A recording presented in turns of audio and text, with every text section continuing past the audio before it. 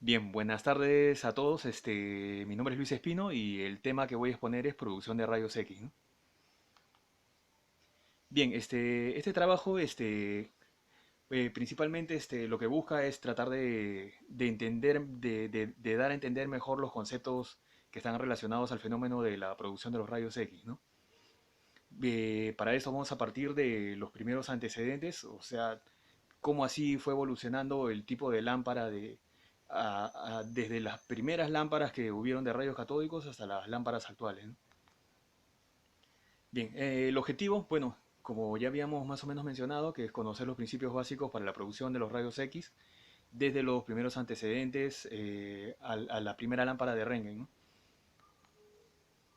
Bien, los primeros antecedentes para la producción de los rayos X fue los tubos de descarga de Geisler, ¿no?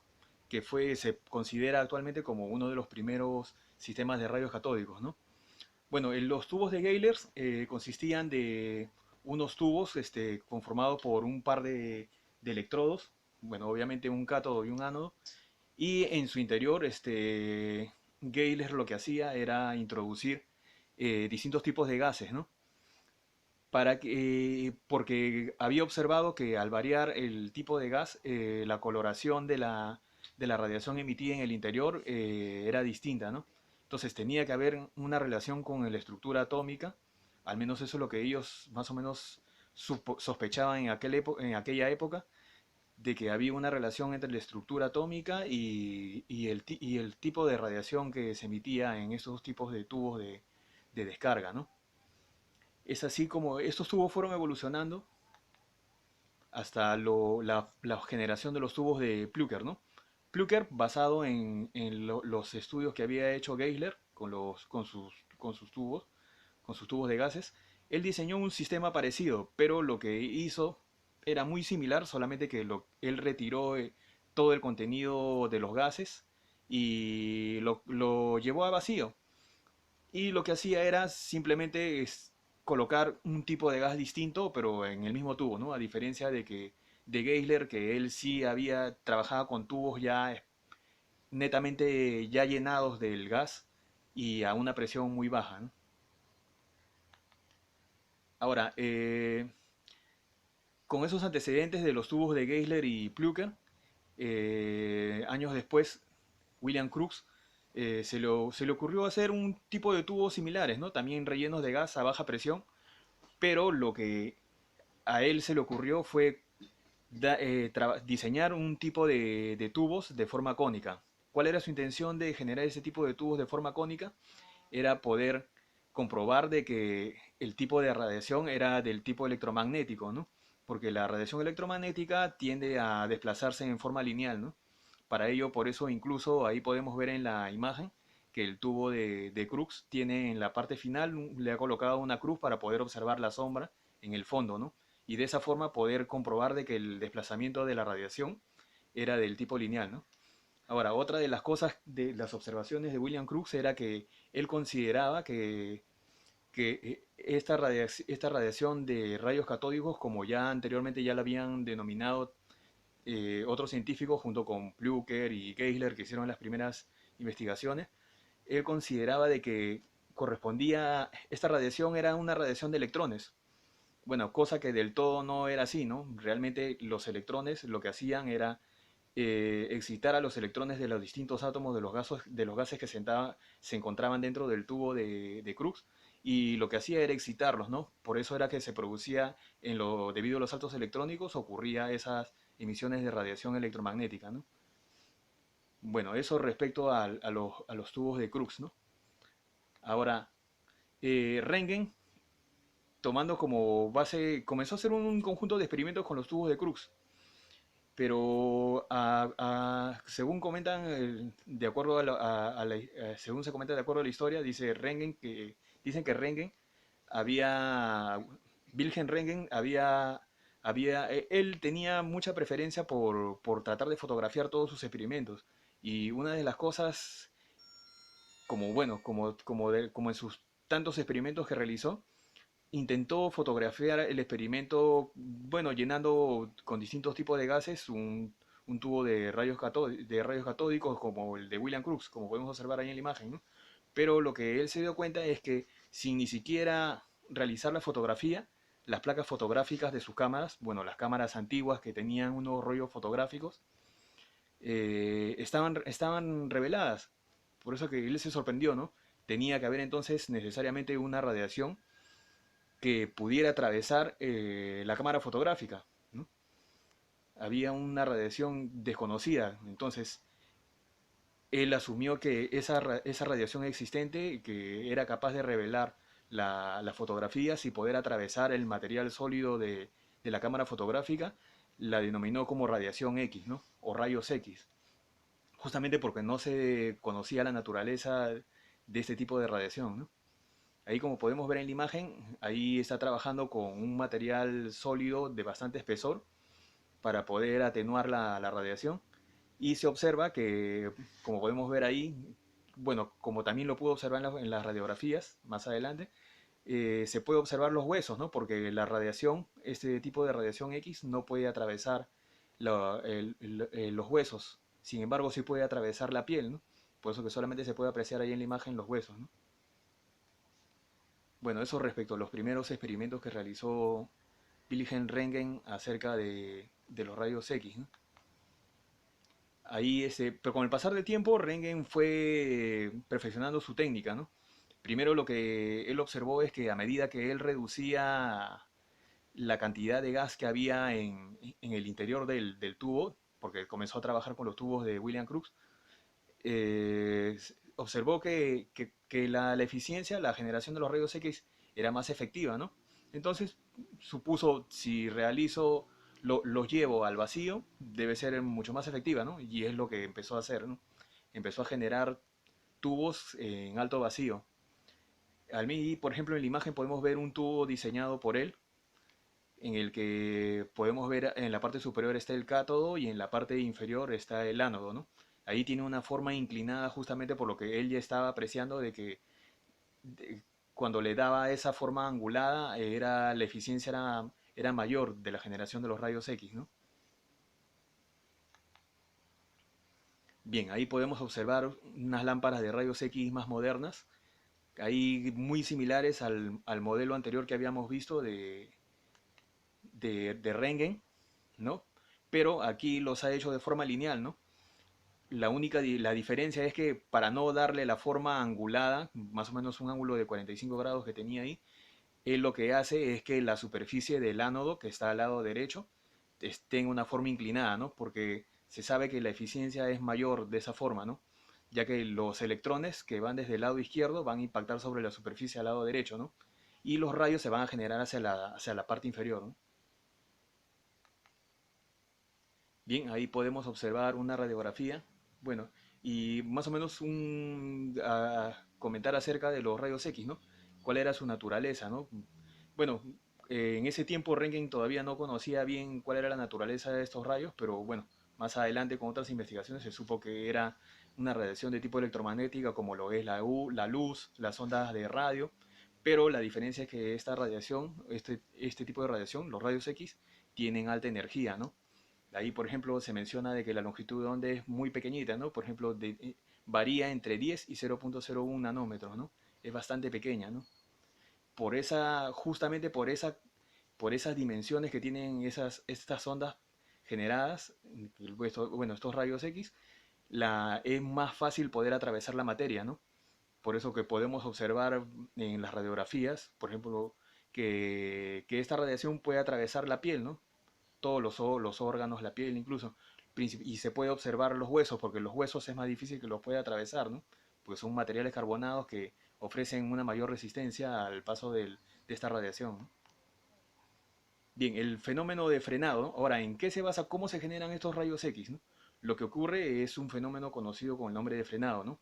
Bueno, Nikola Tesla no solamente estuvo haciendo estudios de este fenómeno conocido como frenado, sino también estuvo haciendo estudios con los tubos de Crookes. Incluso él tomó unas primeras fotografías bueno, radiografías, ¿no? Fotografías de rayos X. Pero lo que diferencia a él de Röntgen es que Röntgen sí sospechó de que se trataba de un tipo de radiación nueva, ¿no? Un tipo de radiación desconocida. En cambio, Tesla simplemente hizo pruebas con los tubos de Crookes e inclusive tomó una radiografía, pero no sabía específicamente de qué se trataba. Ahora, aparte, él también iba estudiando a qué se podía deber algunos fenómenos como el fenómeno de frenado, que es la causa para que se lleven a cabo la producción de los rayos X, ¿no? Ahí, por ejemplo, podemos observar que el fenómeno de frenado ocurre cuando una partícula cargada, por ejemplo, puede ser un electrón, específicamente para el caso de los rayos X un electrón, los electrones al interactuar muy cerca del núcleo atómico tienden, por lo mismo que hay una cierta atracción y con los electrones mismos de las capas internas existen repulsiones, el electrón tiende a variar la cantidad de movimiento, ¿no? Es decir, su momentum varía. Ahora, si su momentum varía, su energía también varía tanto antes del impacto como una vez que ha salido luego de impactar con los átomos, ¿no? Entonces, esa diferencia de energía, muy parecido a los fenómenos que ocurren de saltos electrónicos, cuando hay excitación en un átomo, esa diferencia de energía genera fotones, ¿no? Es decir, radiación electromagnética, que se puede cuantificar incluso por la diferencia de energías, ¿no? De energía al inicio que tenía la partícula y la energía una vez que ha ocurrido la interacción, ¿no? Esta interacción se conoce como el nombre de frenado, ¿no?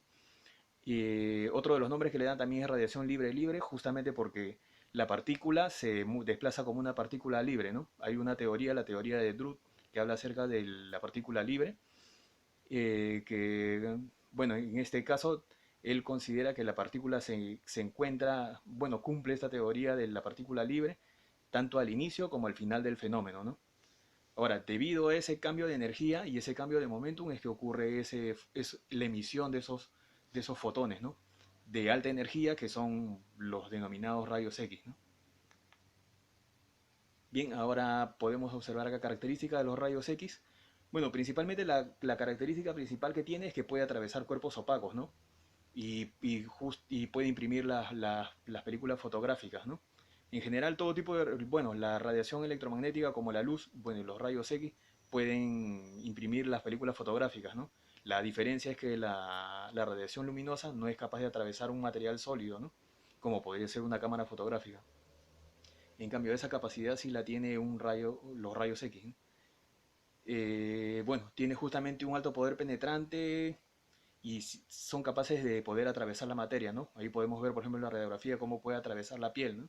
Sin embargo, los huesos es más difícil que los pueda atravesar, ¿no? Por eso se puede apreciar en la imagen tanto los huesos como también el anillo que tiene en el dedo, ¿no? Ahora, esta capacidad de poder atravesar los materiales aumenta con el kilovoltaje, bueno, más específicamente con el aumento de la intensidad de corriente aplicado en la lámpara. También cuando se disminuye la densidad de la materia, o sea, si el material es menos denso, es obviamente que es más fácil de poder atravesarlo, ¿no? Y también cuando se disminuye el número atómico, ¿no? Obviamente que si el número atómico es más pequeño, el material es menos voluminoso, se encuentra más espaciado los átomos en un determinado material y por ello es más fácil poder atravesarlos, ¿no? Bien, el proceso de producción. ¿Cómo se da el proceso de producción? Ahí como podemos observar en la imagen, ahí tenemos el tubo, lo que se encuentra en la parte central es el tubo de Röntgen, que es un tubo de rayos catódicos, pero en la parte izquierda hay un accesorio que dice que está mencionado con la letra C, que es el cátodo, y al lado derecho observamos un accesorio con la letra A, ¿no? Que es el ánodo, ¿no? Lo que ocurre ahí, el electrodo C, o sea, el cátodo, va a estar va a tener un propio sistema de generación de corriente, es decir, va a estar sometido a un potencial aparte al sistema en el cual están conectados cátodo y ánodo, ¿no? A uno y otro extremo. Porque justamente el primer sistema, el que está conectado al cátodo, lo que va a generar es una aceleración de los electrones. Una vez que acelera los electrones, en esa resistencia que podemos observar ahí de tungsteno, bueno, por lo general es el material que se utiliza, se produce un calentamiento y ese calentamiento hace de que ocurra una ionización de los átomos, ¿no? Si se ionizan, pueden salir del material los electrones y esos electrones son acelerados fuertemente hacia la superficie del ánodo, ¿no? Que justamente tiene esa forma inclinada porque para que pueda impactar y la radiación pueda salir de forma inclinada, ¿no? Como podemos observar ahí marcado en los rayos de coloración verde, ¿no? Ahora, bueno, eso principalmente es el sistema básico para poder producir rayos X en una lámpara, ¿no? Ahora, ahí tenemos otro tipo de sistema que es muy parecido. Lo único que diferencia que en estos tubos de gas, estos se llaman tubos de gas de rayos X. Son muy parecidos a los tubos de Röntgen. La única diferencia es que están contienen una pequeña cantidad de gas, pero que está sometida a una presión muy pequeña. O sea, prácticamente es como si estuviera en vacío, ¿no? Pero sí existe una presión pequeña. Principalmente el tubo es muy similar, solamente que está relleno de nitrógeno y oxígeno.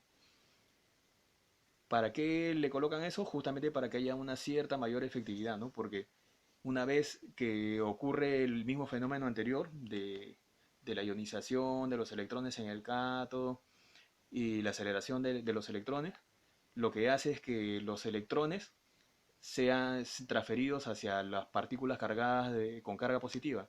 O sea, ahí, debido a la diferencia potencial, el nitrógeno y el oxígeno va a tender a formar iones tanto de carga negativa como de carga positiva.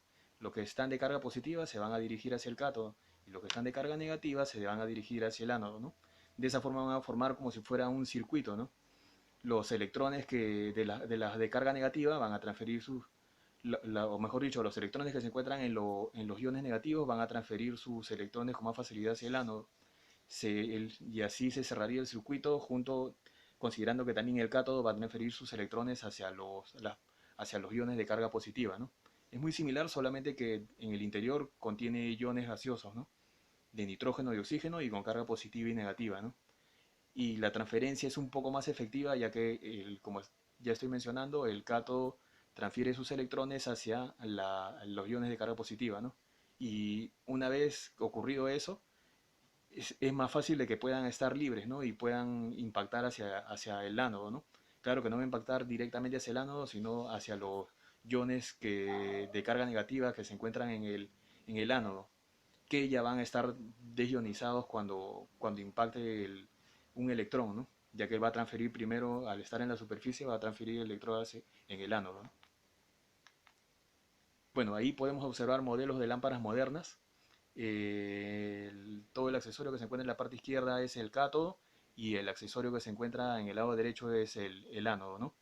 Ahí podemos ver que ahí lo que ocurre el mismo fenómeno que habíamos mencionado, ¿no? Que los electrones son acelerados y impactan de cátodo hacia el ánodo, ¿no? En el vacío, ¿no? Porque todo ese bulbo va a estar, bueno, no va a contener ningún tipo de sustancia, ¿no? Van a estar en vacío, ¿no? Ahora ya, bueno, las conclusiones, bueno, es importante tener en cuenta, ¿no? Conocer a profundidad cómo ocurre el fenómeno de rayos X, ya que así se puede entender mejor el comportamiento físico de este tipo de radiación y así como también el origen electromagnético, ¿no? Que se debe a distintos procesos electrónicos. Bien, eso sería todo lo que es mi exposición. Gracias.